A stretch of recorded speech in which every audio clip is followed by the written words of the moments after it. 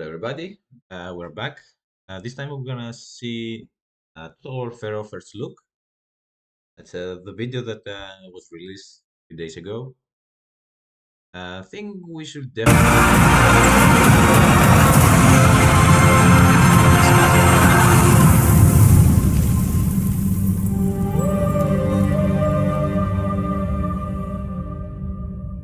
Hi, everybody. Welcome to your first look at Look this beard, dude. Wow, that's cool. Total War Pharaoh. I am happy to be joined by Maya and Todor, who have come over from the dev team to come say hello. And we're going to get right into it by asking, what is Total War Pharaoh? Total War Pharaoh, simply put, is the next big historical Total War. Okay, next big historical Total War. So, no fantasy, guys. Well, that's cool. It's focused on Egypt, and it aims to encompass all of the Bronze Age collapse era, bringing everything of relevant to this, exciting time to the, Total War players and to the series. What can players expect from this new historical title? Well, the players can expect to be immersed into the Bronze Age collapse, the very last portion of the Bronze Age. And this means that they will have to go through a struggle to gain power. Okay, struggle to gain power. So I think they refer to the catastrophe that's going to happen and something similar to Total War Attila. But let's be honest, after a point, Total War is so easy. So when they say struggle to gain power, I doubt it. Power in order to survive the apocalypse that descends upon the world. They will also be able to play as an Egyptian faction or a faction belonging to one of the other Bronze Age cultures. Only 3 Egyptian factions you can play, or 3 or 4, something like From that. that time period. And who are these different cultures? Can you name them all? I imagine Yeah, he's laughing because it's only 3, dude. It's only 3. What the fuck? that at least the playable ones, along with the Egyptians, we are portraying the city-states of Canaan and the Hittite Empire that is about to collapse and will likely collapse before the Egyptians. We've had 23 years of historical titles. What's different about Pharaoh from... Nothing. Nothing. There's no difference, dude. all the ones we've seen in the past? We really have had, a long series, but we haven't had... So no. See how they are going to answer. It's really important. When they ask you what's the difference between this game and another game, you are expecting to see a series of things, right? A list of 1, 2, 3, 4, 5, 6 fundamental things that are different. And look what she's going to say. a series focused on Egypt up until now. So this is the first time Total War is exploring Bronze Age Egypt. Okay, so the first thing they mention is the setup. But wait a minute. Every Total War game has a different setup. So how is that different from other Total War games? For example, Napoleon Total War is focused on the Napoleonic era and is focused on the North Europe, basically. France, England, Germany, and Russia. That's it. Okay, Rome 2, you may say it's more focused on the Europe, but it's not focused in terms of specific area. Or maybe you can say that the DLC for Hannibal at the game focuses on North Africa and Italy. How is that different? There is no difference. The argument is that the setup is different, but it must be different. Otherwise, you're gonna have the same game. One of the greatest civilizations ever. And also we're bringing, of course, through a Egypt-centric, point of view, the rest of the Bronze Age. Yeah, and again, you're mentioning that the difference is that you have a different timeline. Of course you have a different timeline. All Total War series have a different timeline. How is that different from the previous Total War? Collapse as well. What puts, Pharaoh apart is that it kind of reveals this new age and also puts, the player freedom at the center. So Freedom at the center. Why don't I have freedom in other Total War games? Am I, chained in some way? No. Get to have like a very the freest form of expression in your campaign as much. Pretty much. as you can. And Okay. actually, the very time period that we have chosen, like the end of the 13th century BC, actually helped us because there is relatively little information about some of our characters. So we had to extrapolate a lot to really flesh them out. But at the same time, we had to, because we're aiming to have these strong characters with recognizable presence in the game. You touched on it, but why does this era make for an interesting Total War setting? Well, the New Kingdom period, which is what we're covering in the game, and so a portion of the New Kingdom period, it's when Egypt grew to be an empire and they projected their influence far from the banks of the Nile. And it's perfect for a Total War setting, and actually the military technology also fits the purpose of Total War because they had chariots in the older kingdoms that they did not have them. In this particular portion, we're showing a very peculiar kind of Egypt, an Egypt that gets gradually torn by civil wars and Yeah, I like this argument. internal strife, and this is an era ripe for a total war. Apart from that, the entire world slowly sinks into a crisis, which then turns into the collapse of the Bronze Age, because Again, all of the that's not the civilizations are gradually falling apart in the region. There are a lot of disasters happening, and there are also a sort of external danger that also looms above the region. It's really dramatic time when you have invasions, you have internal turmoil and strife, and that's what make a good setting for Total War. So this is after the pyramids. It's obviously after the Valley of the Kings. Are these the final days of Egypt? Kind of, they could be. Historically, they were almost saved by the bell, just by a little bit. Egypt is, ancient. Egypt, our protagonists, let's say, in the game, they are, removed from the builders of the pyramids by millennia. The saying goes, everything fears time, time fears the pyramids, right? So we kind of imagine Egypt as something monolithic, something super stable, but it did have crises in its history, and this is one of the biggest ones, because at the time of the Bronze Age collapse, almost all of the known world was swept away and displaced, basically destroyed. Only Egypt survived, and this is what our players need to do, to save Egypt the way Ramses did.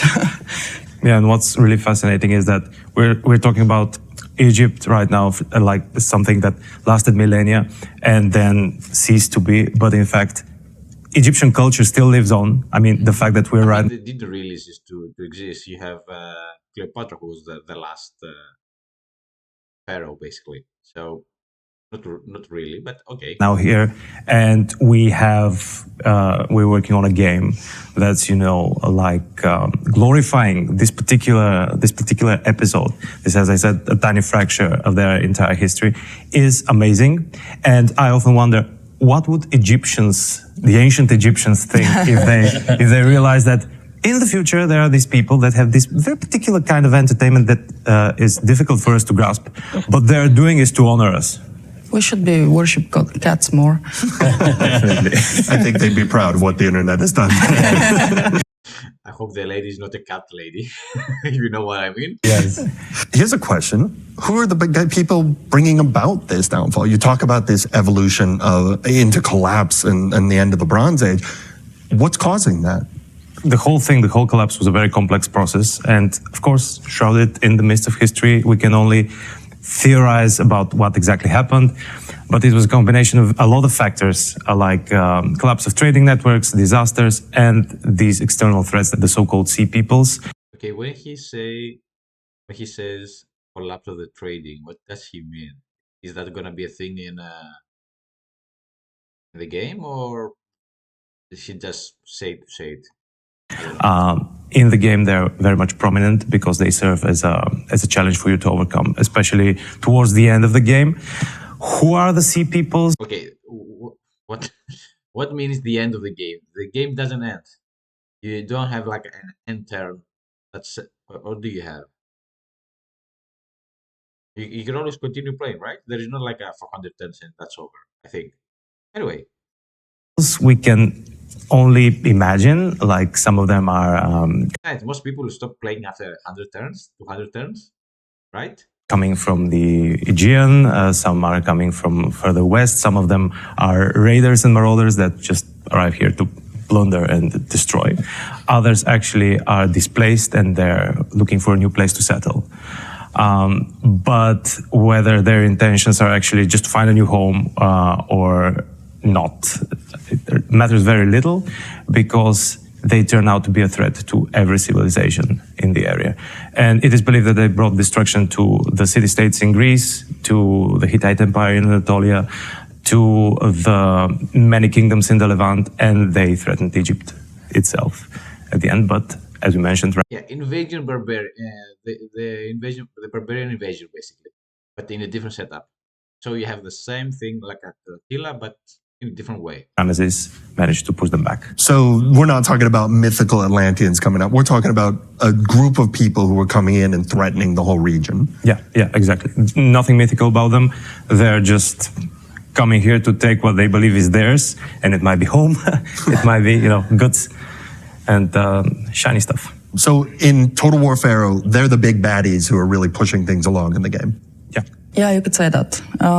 Pharaoh is interesting because it's both centered on this, moment in time when civilizations were threatened and were not actually ready to withstand the threat. It came by surprise. And Egypt managed, but at the same time, it wasn't easy, right? And you get to think about what you would do in that situation where Kill them all. Kill them all. you need to probably seize power and also repel an external invasion. So that is not only, the usual total war vying for power, but also thinking about how to also, protect the kingdom that you have afterwards.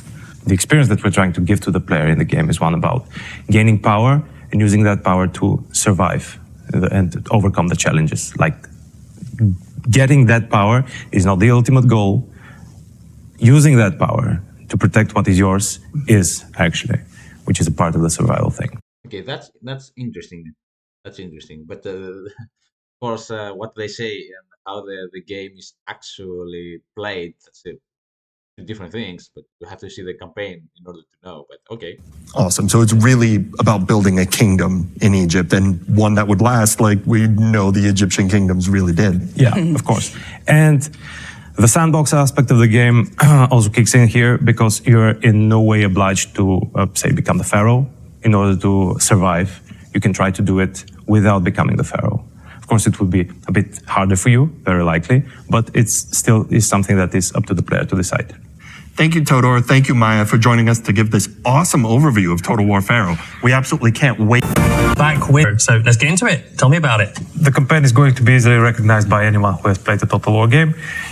Okay, we can see here footage. Yeah. Same stuff like in Troy. Although I don't own the Troy, the game itself, but I've seen footage. You can see on the top resources, basically same stuff. Unfortunately, yep. What's that over here? No idea. No idea what that means. Same stuff. You can see stuff here. Probably this is a monument or something. Cities and probably villages. You can see the turn. Yeah. You send out your armies, you conquer settlements, you develop your settlements, you send even more armies, and further on until you paint the map. And you can see here the map a bit. You can see some. Oh, the Nile looks fantastic. I have to admit that. The Nile looks fantastic. The Red Sea. Right. Yes, this is some of the non-playable Ethiopian factions. As much as you want to.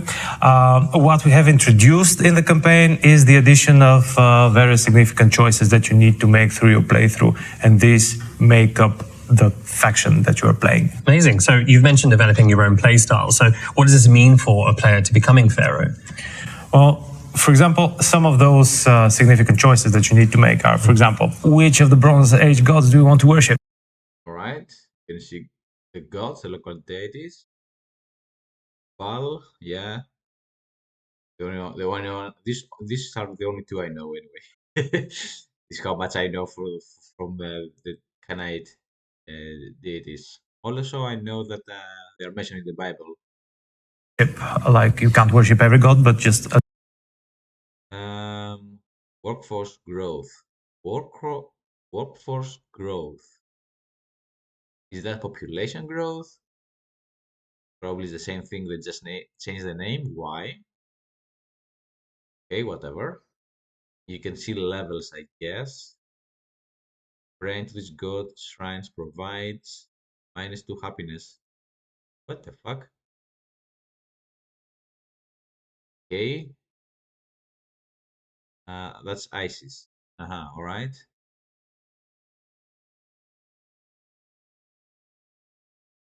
Yeah, okay. a limited amount of those. You can also join the So they have it in Total War Troy, they just adapt it. court of the Egyptian Same pharaoh, functionality. or And what's that? That's the court. They have it in a pyramid. Okay, makes sense. First commander, Viceroy of Kus, High Priest, Vizier, the Pharaoh. So he's the second in command, basically. He's the High Priest. Interesting. Interesting. You have levels here. Don't know what that means. Probably something with religion, maybe. That's probably your political power. What all these things here? the Hittite The Great King. tabs. Which position exactly do Yeah, there are tabs. Hittite court. What? Lawgiver, high judge, chief, commander. Yeah. you want to take? Do you want to be a high commander and gain access to more units, or perhaps the vizier who has more access to some internal court intrigue and stuff like that? But perhaps the most significant choice would be whether you want to become the pharaoh or the Hittite Great King. So that's different for. Interesting. See, So alright. you can either choose one or the other. The whole point of the game is not just to become pharaoh. Well, not really. You get to choose either of those because this will help you also survive the collapse of the Bronze Age. Are there any other choices, Alex, that you can make? There is one more choice you can make. You can choose not to become any of those. You can choose to be a brave person and do it by yourself, not regarding yourself with courting tricks, etc. All this noise, if you will. Yeah. It's going to be hard at all. It's going to be much tougher to do that. But again, do you want to spend your gold in the court or do you want to spend it on troops? Let's see. Something interesting here, like all of our systems that we're trying we're creating them with the idea of the sandbox element of the game. So when we're talking about many choices, the player will have the choice to combine all of those systems in a particular way. Okay, I think that's over exaggerating. All these systems. Which are all these systems? Usually Total War has lack of systems, lack of capabilities, and everybody complains about that. And even when they have some capabilities, they don't really gel with each other. Let's be honest here. I like the guy. He is fun, but and I like his bird.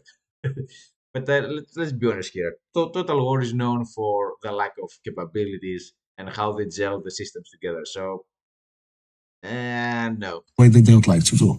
So obviously the evolution of your kingdom is a big deal, whether you choose to be a pharaoh or whether you choose to be a Hittite king or choose to go the bold path of nothing. But all of this sort of revolves around this idea of your kingdom evolving from prosperity to crisis to collapse. Can you tell me a little bit more about that? Yeah, it's more than your kingdom. It's actually the entire world. This is how we portray the collapse of the Bronze Age. The world goes through several distinct states of collapse. And it all depends on the pillars of civilization. These are special settlements on the campaign map that we consider core for the Bronze Age civilized world. And as these settlements get damaged or even destroyed, the overall level of civilization goes down. And there are, as I said, several different levels. Prosperity, where the world is bright and sunny, and you can see it in the game. But as these pillars of civilization get destroyed or damaged, the world will grow foggier. Okay, that's really interesting. It's definitely different than Attila, but okay. As if though there is an impending sandstorm on the horizon, and this is the level of crisis. But As you still, enter it's the level not, of crisis, not you know, the visual effect is cool, but whatever. only the visuals will change, both in campaign and in battle. Roving barbarian factions, for example, the sea peoples and those tribes that live in the deserts will also get buffs, which will empower them. And there is a further level of collapse where the world gets darker, like clearer but darker at the same time, and it Who knows? Maybe Yu-Gi-Oh will come back and save us. really conveys the sense of despair. He was You a are pharaoh. not at the brink of apocalypse at this point. You are within the apocalypse and you need to survive. It takes everything for you to push through this. You might not. You might not. You might not survive. Most of the civilizations back then did not survive. They didn't. Yeah. Yeah. Egypt did, but Historically, we know what happened during the collapse of the Bronze Age. We have the sea peoples worship. By the way, the sea people, I think, although not all historians agree, but the sea people basically are the people from Troy. After they lost the war, some groups went to Italy and they basically form Rome. They start gel with the local population and eventually become the Romans. That's why in the beginning they worship the same gods. They had the hoplite style of fighting, etc., etc., etc. And some of the sea people they just went around and start ravaging everything on their path because they couldn't find a place to live. So basically, they were the Trojan people, and Trojans and the Mycenaeans. Basically, they're both Greeks. They just had like a civil war between these two kingdoms, and obviously, you know what happened in history. Over the shores of the Mediterranean Sea, there was probably some apocalyptic event in the realm. So we represent this in the game by disasters of different sorts. They're not visible on the campaign map, but they can affect huge parts of the map. We call them realms. So when you go into collapse, earthquakes, That's good. They broke it back some event. That's good. That's good. droughts, they will start to appear much frequently. The player would like not to be in this place. Yeah. I think anyone would at this point. So basically, as the world, as your civilization goes and collapses sort of through war, turmoil, the whole world is representing that by collapsing as well. And the thing is, we have pillars of civilization, those settlements, we have them across the map. So the player might start in Egypt, but all of a sudden in Canaan, for example, some of those pillars of civilization there are destroyed. What can the player do just to amend the situation? They need to go there and conquer these lands and just raise up these settlements back. So if other pillars of civilization are struggling, it will have an impact on the whole world, On the essentially. entire map, yeah. Yes, that's why there are pillars of civilization. They are across the world. So during your early stage of the game, the player will see how things probably go south. Things are going bad, and they won't have the tools in their hands to fix that. But once they become pharaoh, probably, and you Okay, that's interesting, you know, because they say you don't have the tools. So we know that we can easily beat the AI in battle, right? We can easily do that. You have seen Total War players doing that in YouTube all the time, even on legendary difficulty. So it will be interesting to see what will happen if I just take a few units here and there and just going from settlement to settlement, start conquering like crazy, like crazy. Will that stop the collapse? That would be interesting to see. Use all those awesome power there, they'll be much more capable of bringing this back. And once again, depending on the level of difficulty, we're not aiming to provide an easy way out for the players. Only the most dedicated would probably be able to achieve prosperity back. Okay, that's a bold statement, but because we know eventually you can easily do it. In most Total War games, you can easily achieve victory. You just are bored and don't want to continue because it's fucking boring. But let's see how this plays. Yeah. So basically, swing the whole world back into the happy times. You need to conquer it. You need to raise it back to health. It's going to take. Nice. So you touched base parts of being Pharaoh. So what is the implementation of the crown? How do you become Pharaoh? Well, each faction in the game can gain statistical legitimacy. And the more legitimacy you have, the Legitimacy, that's interesting. And you have, okay, one pharaoh over Egypt. So probably this is how much you have. Maybe this is the maximum, maybe. Or maybe this is different states. Maybe, I don't know. Sacred lands, monuments, sitting pharaoh, direct pretenders. All right. Potential pretenders. Okay.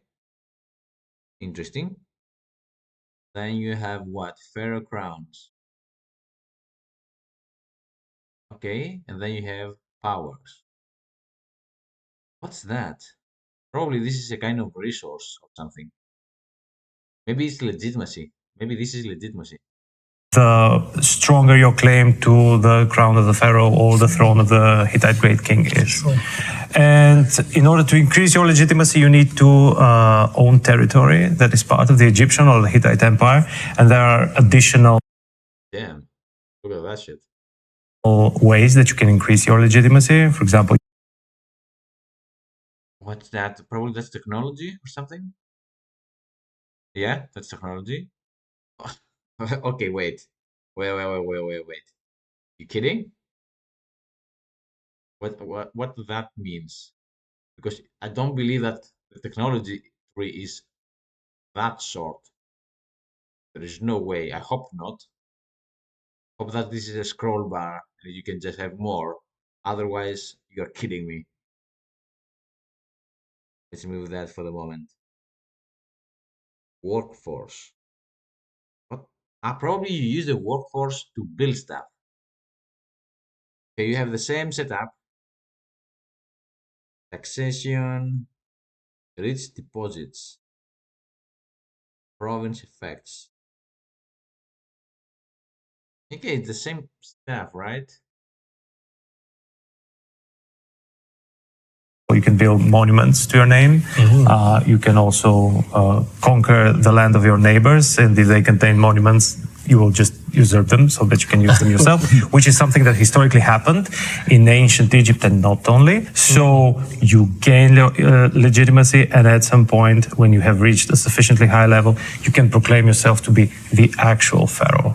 Now, it really much depends if there is a single pharaoh at the moment, in which case it is harder to do so. Yep. But in case there is no single pharaoh, which is going to be at some point the state of the game for the Egyptians, because all pharaoh Merneptah will die at some point. These are spoilers. Sorry. I should have given a sign before that. Yeah. The only one who is dying. Exactly. It will be much easier for you to proclaim yourself a pharaoh if there is no single sitting pharaoh.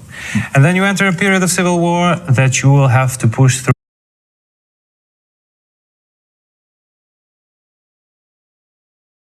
Shall prove to be the true, but civil war has begun.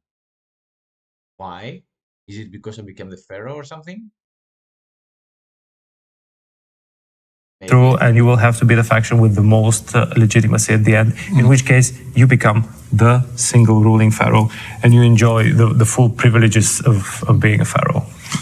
Before talking about the privileges, there is something I think interesting. We have this David to Goliath type of story because we start with limited resources and limited lands. To become eligible for the crown, you need to have at least one sacred land. So this is Right. Okay.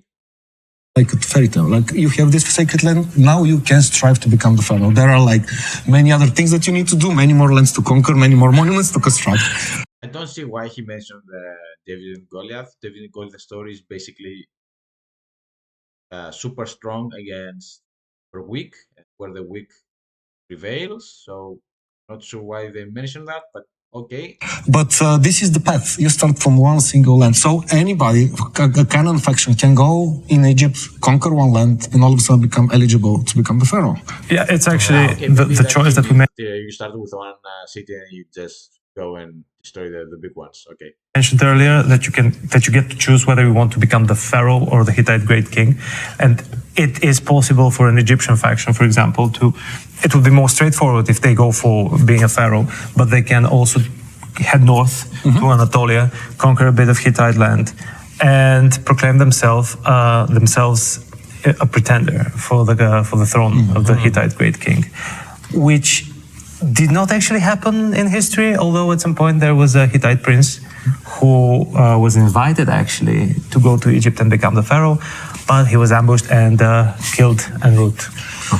So close. But in terms of legitimacy, generally, we can see it in history. If you have enough lands and enough other claims to legitimacy, you can go and try to claim the crown. Yeah, I remember that in the very beginning we were wondering, is this actually a plausible scenario? I mean, okay, we don't expect everything to be 100% historical accurate, right? I mean, but yeah, enough research and confirmed with some experts, it turned out that almost Stories there are just as fascinating as any fantasy that you can imagine, like real life. Incredible. It's fascinating. So thank you, Total. Thank you, Alex. there's some footage here. You can see it. It looks fantastic. It looks fantastic, yeah. Maybe you can have a bit more land here and there. I mean, not land there. Another thing I would like to see in future Total Wars is like smaller villages that you don't actually build anything. They exist. You can interact with them, like in games. Oh, what's the name? Total War Thrones of Britannia. We have these small villages. It gives you like one resource, and that's it. And maybe you can, upgrade the resource, whatever. Maybe not. And the only thing you can do over there will be like stack it, basically. But to fill them up and have some interaction. So these small villages could give you would be important to have them because they give the resource. But yeah, in the overall strategy, maybe they have like a smaller. Yeah.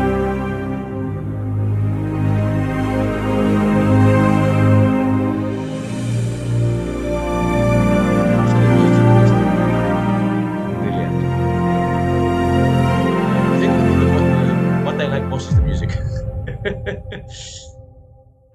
Welcome back, everyone, and welcome, Hristo, Miljo.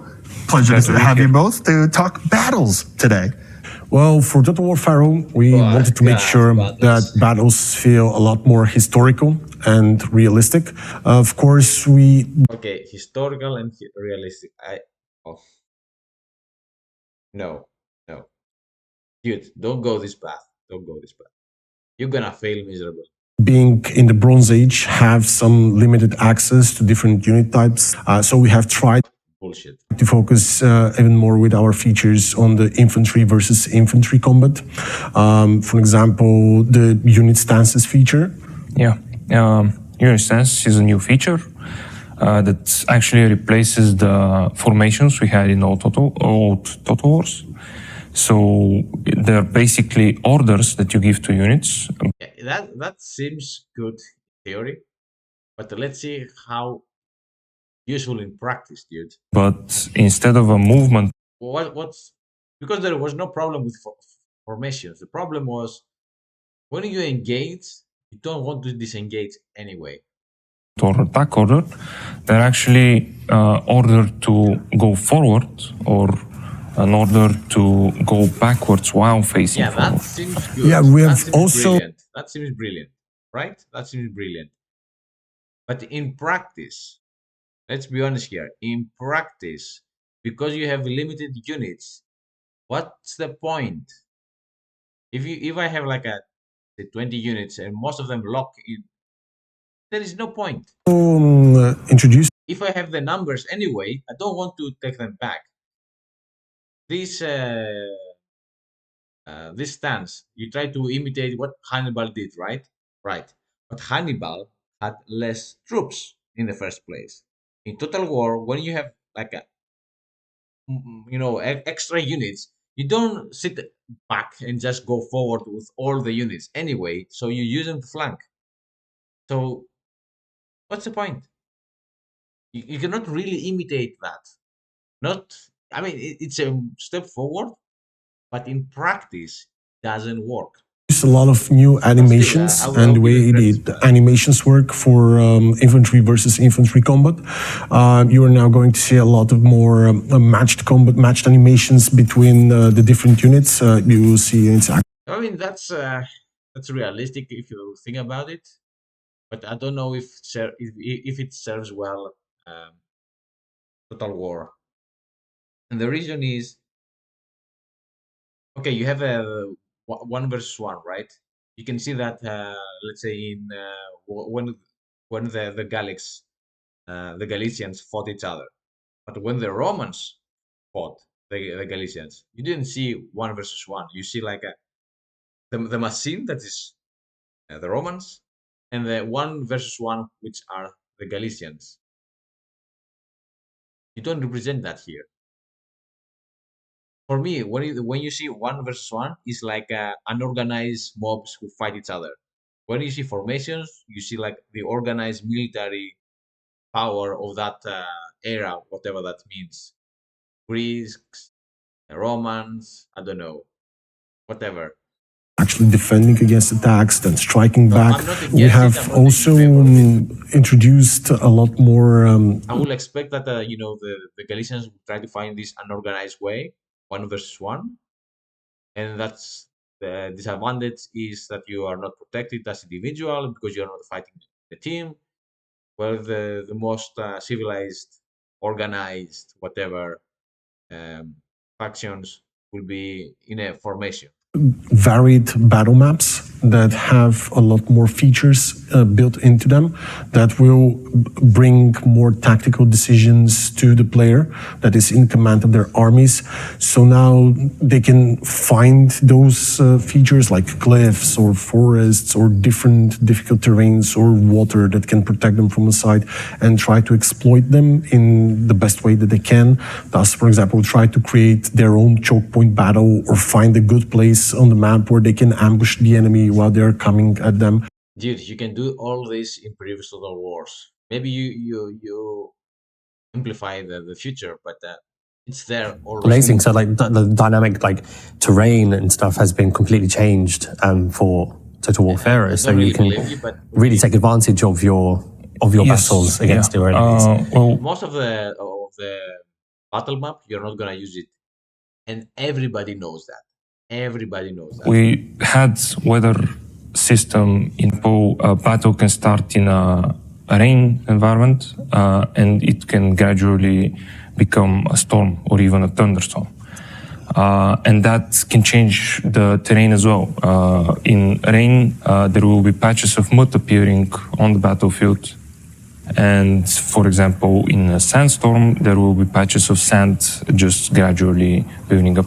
Yeah, and those have effects on the units that are going to be on the battlefield. For an example, Although, let's think that not in one single battle. Let's think that in the long run. Let's say you create an army. Let's say you fight, I don't know, you're an Egyptian and you're gonna fight the Hittites. The Hittites are gonna be heavily armed. Do you want to take light troops? Or let's say you are a Hittite and you want to invade Egypt. Egypt will be hot as fuck. Are you gonna take light troops and invade Egypt or heavy troops? Because if your heavy troops are your best troops, even if they have, let's say, 20%, uh, what's the word? 20% loss of your attributes, attack, defense, whatever, your best troops still will be superior to a unique light infantry. So, so what?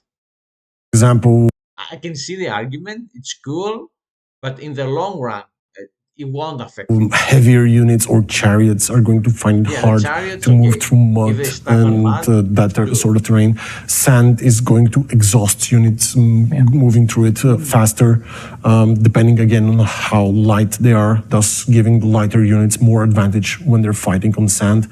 And the In most battles, they last for what, 3-4 minutes? weather itself is going to targets when they're trying to shoot in a sandstorm. You can imagine how hard that is. Now, so you've got rain. Focus sweltering weather, which is a desert being really hot. It's Okay, battle whatever. and see how their tactics might change. Might choose and want to have, for example, it's a very natural thing that the Egyptians have much lighter armies that are going to be finding it easier to fight when they're on sand or in sweltering weather because their armor is usually not as heavy and they're kind of used to that type of terrain. Whereas the Hittites, being more heavily armored and not so used to this type of terrain, are going to be finding it. It's really funny. In Rome 2, you can easily recognize everything. But in Troy, probably in Pharaoh, because it's basically Troy, it's so hard to actually see what the hell is going on. Much harder when they need to How is fight that in the possible? sand. On the other hand, they are heavier with better armor. So in hand-to-hand engagements, when the Egyptians are not using the advantage of their terrains around them, the Hittites might have an upper hand in that. Yeah. And there are even units that have even more advantage when fighting in the desert just because they're suited and they've lived their whole lives in the desert. That's awesome. So it sounds like there are a ton of factors that weigh into any battle, from the unit you're bringing to the field to the weather. What else is in Total War Pharaoh that makes it different from other titles in the historical Total War catalog? Well, we have improved on the way sieges work and introduced a number of new things there. Well, fire being one of the big ones. Now, we've had fire before, and we've seen fire in Total War games from a long time ago, but now it is much more dynamic, and it can spread around, and the player can deliberately set certain places of either a settlement or... You had that in previous Total Wars. You mentioned it. Don't forget, the previous Total War happened like 50 years ago. So, yeah, technology allows this. So, big deal, dude. Even a forest ablaze, so that they can use this as a tactical advantage, if this is the type of tactic that they want to employ.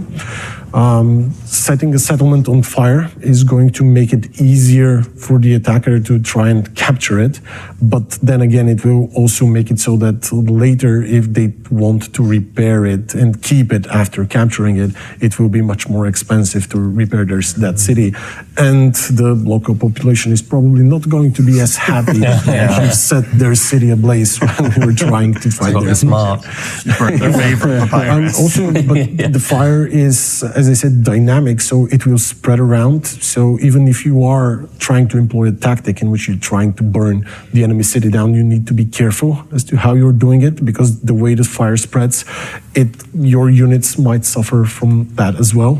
Because the battle really fast. I would love to see AI burning itself down.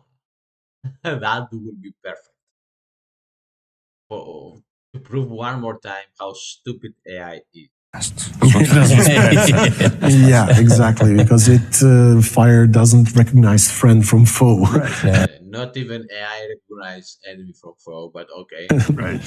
And another thing about sieges is that we have removed pocket ladders, finally, and we've replaced them with siege ladders. So you have siege ladders, siege towers. It's a joke, right? Finally, we remove it. Yeah. Why you didn't remove it earlier? battering rams, and then the new thing that the ancient Egyptians love to do, wall sapping. They undermined the wall and of the settlements so that it can actually crumble down. And create an opening for the attacking army. Now, the wall sapping doesn't happen dynamically on the battlefield. That's fine. But in the campaign, if the player decides to invest a few turns in undermining the walls of the settlement, they can actually bring some of them down and then start the assault, which will make them fight in a different battle map, which has already some of the walls broken down, and the enemy needs to find different ways in which to defend their settlement instead of just placing soldiers over the walls. It sounds like historical accuracy is really important in Total War Pharaoh. We have tried to make sure that this game is as historically authentic as we possibly can make it. Of course, there are some gameplay elements that still need to be present for it to work.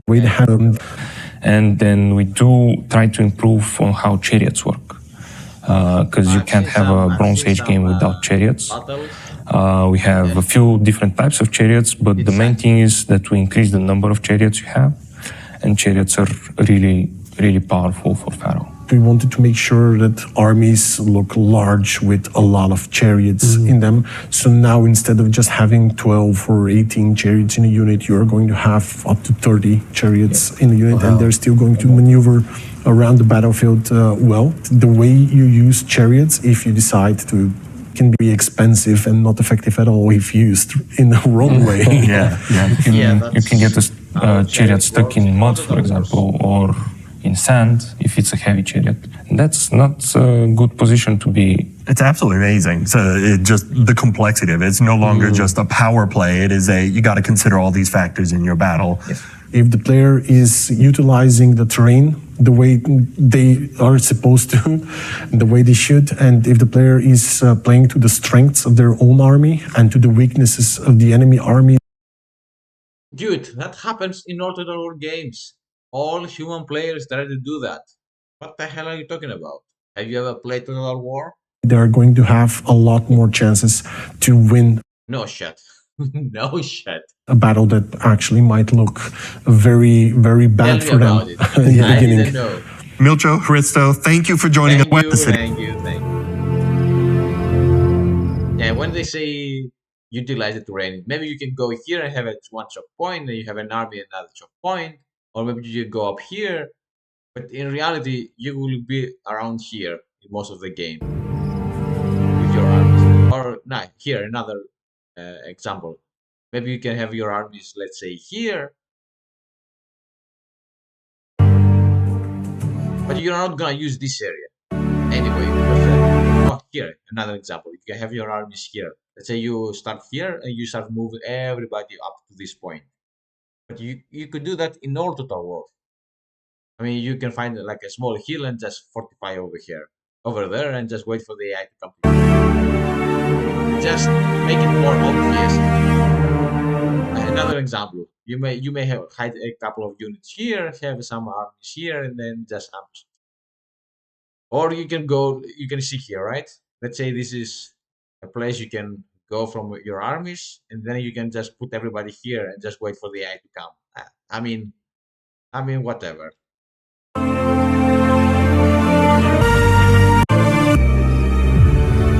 I mean that looks fantastic.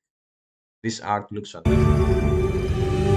Welcome back to Todor. Welcome, Emma. So we are going to be talking about the culture and history of Total War Pharaoh. So let's get right into it. Tell me about the new kingdom.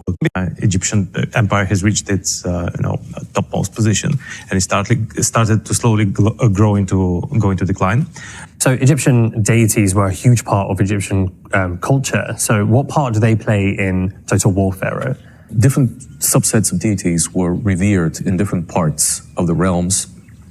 And we are reflecting this in the game by having different subsets of deities being available in each realm. And whereupon you discover this subset and you are able to worship them, sort of like you've encountered this local cult and you've decided that this is a god worth worshiping because it suits you, usually. Sure. Yeah, and the challenge that we have in the game is that we're not only showing the Egyptian gods, but we're also showing the gods of the Hittites and the Canaanites. Sure.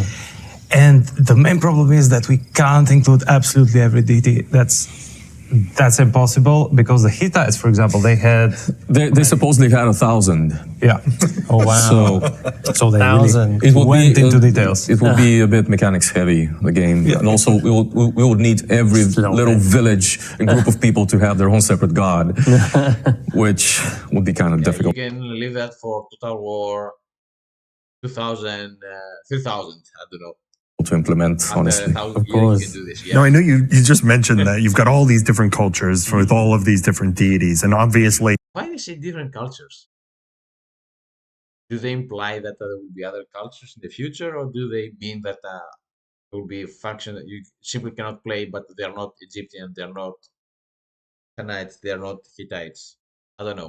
We're representing a territory all the way from up in Turkey, down through Egypt, all the way down to Sudan. So can you tell me a little bit about the cultures in Total War Pharaoh and sort of the role they play in the game? Well, the playable cultures are three. You have the Egyptians, the Canaanites, and the Hittites.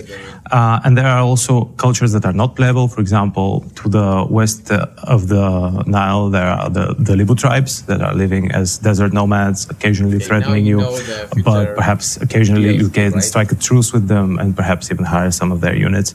We have tried to express the cultural diversity of the Bronze Age with every tool that we had at our disposal. For example, different cultures have different units. They also inhabit different climates on the campaign map. So you will be fighting on desert battle maps or battle maps around the Nile or in oasis when you're fighting anywhere in Egypt, while the battle maps in Anatolia are more green and lush with imposing mountains. That has nothing to do with cultures. That has to do with geography. The background. So the architecture of the battle maps itself, the various buildings, are also reflects the different cultures. And what the hell are you talking about? It's like you say my culture affected the environment. What the hell are you? And we have even gone into further details. For example, as part of your character development, you can assign different titles to your characters, and these are also specific to different cultures. So if I change my culture, maybe I can save the I don't know, global warming. And some of them are specific to different factions. So now you know, global warming is because of your culture. So how have you captured the different cultures from those different regions in the game specifically?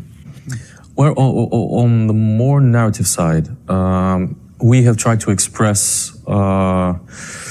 the character of the cultures through actual characters, which would be the more generic kind of commanders and generals that you play with on the campaign map. And since they are a very predominant part of what you do in the game, we have tried to differentiate them as characters. And all of them have specific quirks. The Egyptians are a bit haughty, for example. The Nubian Egyptians sort of long after the lost glory of the Kush kingdom, which was subjugated by Egypt at some point during the New Kingdom. The Canaanites are ready for everything because they've seen everything. Their country has been, their land has been a battleground for great empires for centuries. They're used to everything. They're a bit nihilistic, but still they hold out hope that their children might inherit something livable.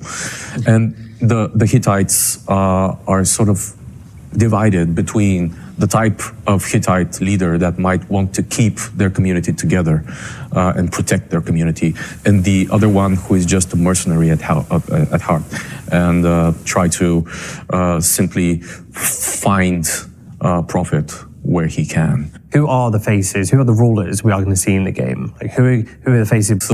And all of them have their quirks, but all of them also have humanity. I hope, and I hope that we have tried to express that in the game scripts and whatnot. Otherwise, the three cultures are represented by, respectively, the Egyptian culture by 4 characters, the Canaanites are 2, and the Hittites are also 2. And all of them have their own reasons and claim to glory and to ruling, while others might fall more on the side of the spectrum that just wants to prove that they are strong. These 2 representatives that we have of, on one side, the desire to unite and to leave something for the ages that will be everlasting. This is our quote-unquote main character, who is Ramses, later to become Ramses III. How he starts out the game is as almost a child. He's very, very young, but he has been given the rulership over Sinai, which is a border region. So in this area, I can see 1, 2, 3, 4.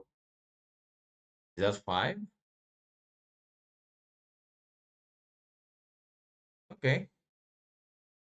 I don't know how fast you can travel from one place to another, but yeah, it seems a bit empty.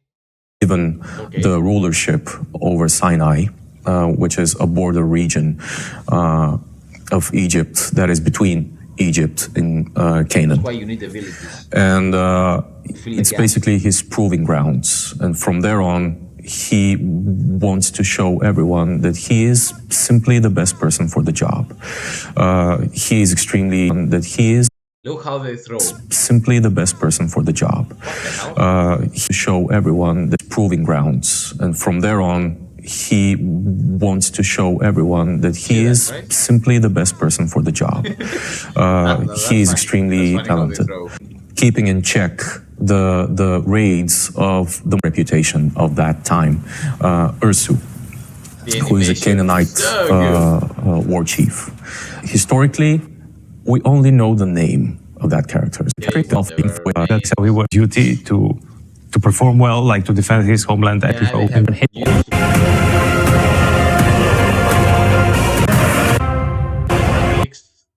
Pharaoh. We're only just beginning to scratch the surface of what's to come.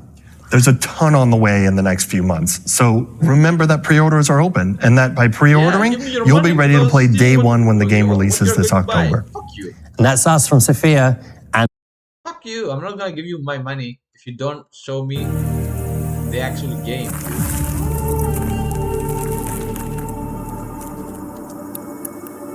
Yeah, buy my game. You don't know what it is. Fine. How much? 100 euros? $100? Why not? Get real. Get real. The only thing, as I said, I really like music. Even that click back is much brilliant.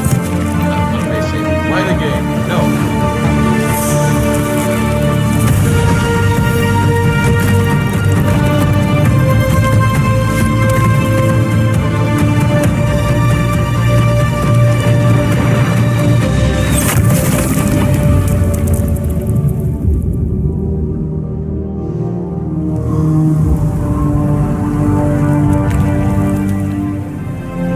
Exactly, it's a pile of shit.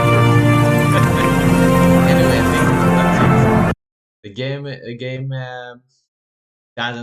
doesn't look like to our expectations. Basically, it's Total War Troy. They changed the setup and they have this element of collapsing with some events. That's the game. If you think that game deserves $100, I mean, I don't know. I don't think so. Honestly, and you're gonna have only 8 factions. I mean, I mean, 8, right? Yeah, 8. I don't know, dude. Another disappointment. Another disappointment. I mean, we were expect that, right? So I think I will continue this policy I have against CA, and I will continue not buying the product. Doesn't look good. I've seen the battles. You can go to other channels and see the battles. They have exclusive rights to show some battles, and they look kinda the same, if not exactly the same as Troy. It's so similar that it is disappointing, frustrating. No, real innovation. Uh, you don't really enjoy the battles anymore, and the way it goes, you never enjoy the battles anymore because these people don't understand how to actually make this game fun. They understand the mechanics, they know how to develop a game, but they don't make it any good. I mean, Rome 2 had a good battle system, not perfect, and instead of taking that battle system and improving it, they just make it in worse. They just make the game shiny and whatever, but not everything that shines is gold, and that's the case. You may have a shiny armor, but doesn't mean it's gold armor. Anyway, guys, I hope you enjoyed this video. That's my thoughts. I don't think I'm gonna buy the game. I have to see the campaign, and only if I like the campaign, because I'm not gonna like the battles anyway. They didn't mention anything about multiplayer. If I remember right, you can only play multiplayer 1 versus 1. So they didn't even integrate what they had in Warhammer. Should they do it anyway? Of course, why they should it? Yeah, why improve? Why improve it? No, no, no, no, no. We're gonna downgrade. So overall, I think this game is up to this point like 3 out of 10, 4 out of 10, and maybe I give too much. Let me know what you think in the comments, and see you in the next one. Thank you for watching.